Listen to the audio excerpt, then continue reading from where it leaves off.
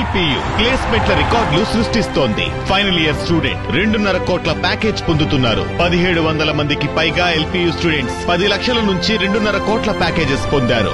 విద్యా విప్లవం ప్రారంభమైంది లవ్లీ ప్రొఫెషనల్ యూనివర్సిటీలో.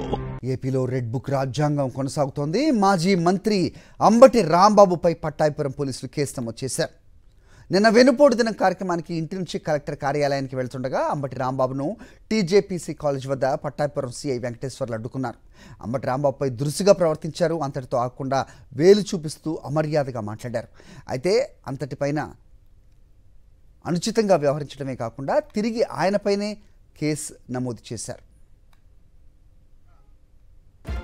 ఈ అంశంపై అప్డేట్స్ మా కరెస్పాండెంట్ అశోక్ ఇస్తారు. అశోక్, చెప్పండి. అంబటిని అడ్డుకుని ఆయనతో అమర్యాదగా మాట్లాడడం, మొత్తం విజువల్స్ కూడా కనిపిస్తూ ఉన్నాయి. తిరిగి ఆయనపైనే మళ్ళీ కేసు నమోదు అయింది. ఎలా చూడాలి, ఏంటి అప్డేట్స్? ఖచ్చితంగా ఆంధ్రప్రదేశ్ లో రెడ్ బుక్ రాజ్యాంగానికి ఇది పరాకాష్ట అని చెప్పుకోవచ్చు. నిన్న వెన్నుపోటు దినం కార్యక్రమం నిర్వహించింది రాష్ట్ర వ్యాప్తంగా వైఎస్ఆర్ కాంగ్రెస్ పార్టీ. గుంటూరులో కూడా ఈ వెన్నుపోటు దినం కార్యక్రమం నిర్వహించారు. అయితే మాజీ మంత్రి అంబటి రాంబాబు కలెక్టరేట్ ఎదుట ఉన్న ధర్నా చౌక్ కు వెళ్తూ ఉన్నారు. అక్కడికే పెద్ద ఎత్తున వైఎస్ఆర్ కాంగ్రెస్ పార్టీ నాయకులు, కార్యకర్తలు అక్కడికి చేరుకుని అక్కడి నుంచి కలెక్టర్ కార్యాలయానికి వెళ్లి వినతి పత్రం అందించాలి. ఇది కార్యక్రమం. అయితే అంబటి రాంబాబు ఆయన నివాసం నుంచి ధర్నా చౌక్ కు వస్తుండగా TJPS కాలేజీ దగ్గర పట్టాభిపురం CI ఆయన అడ్డుకోవడం జరిగింది.